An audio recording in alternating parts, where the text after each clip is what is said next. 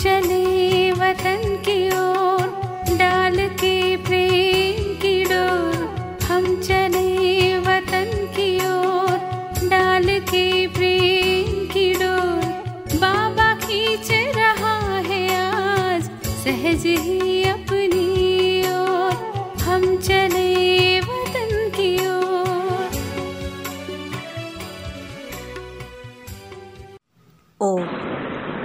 ஓம் சாந்தி.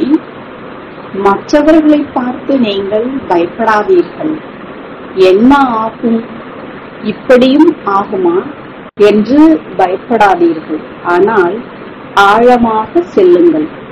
ஏனென்றால் தற்சமயம் கடைசி நேரத்தின் அருகாமையின் காரணமாக ஒரு பக்கம் அநேக விதமான மிச்சமிருக்கும் கணக்கு வழக்கு, சுபாவம், சம்ஸ்காரம் அல்லது மற்றவர்களின் உறவு நெருக்கம் மூலமாக வெளியாகும். அதாவது இறுதி விடை பெறும்.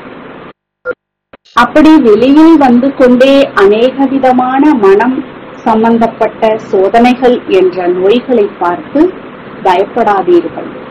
ஆனால் இது மிக கொடிய இறுதியின் அடையாளம் என்று புரிந்து கொள்ளுங்கள். இன்னொரு பக்கம் இறுதி நேரம் அருகில் இருக்கும் காரணத்தினால் கர்மங்களின் விளைவுகளின் இயந்திரமும் அதிவேகமாக இயங்குவதாக தென்படும். தர்மராஜபுரிக்கு செல்வதற்கு முன்பு எங்கேயே செய்த கர்மம் மற்றும் அதன் தண்டனையின் சாட்சாத்காரம் இருக்கும். ஒருவேளை சத்தியமான தந்தையின் உண்மையான குழந்தையாகி சத்திய ஸ்தானத்தின் நிவாசியாகி சிறிது அசத்திய காரியம் செய்தீர்கள் என்றாலும் பிரத்யட்சமாக தண்டனையின் அநேக அதிசயமான ரூபத்தில் காட்சிகள் இங்கேயே கிடைக்கும். பிராமண பரிவாரம் அல்லது பிராமணர்களின் பூமியில் கால் நிற்க முடியாது. ஒவ்வொரு பாவக்கரையும் தெளிவாக தென்படும். மறைக்க முடியாது. அவரே தன்னுடைய தவறின் காரணமாக மன உளைச்சலில் நிலைத்திருக்க முடியாது. தன்னைத்தானே தண்டனைக்குரியவராக அவர்களே ஆக்கிக் கொள்வார்கள். இவை அனைத்தும் நடக்கத்தான் செய்யும். இதன் ஞானம் தெரிந்தவராக ஆகுங்கள். பயப்படாதீர்கள். புரிந்ததா? மாஸ்டர் சர்வ சக்திவான் பயப்படுவதில்லை. நல்லது.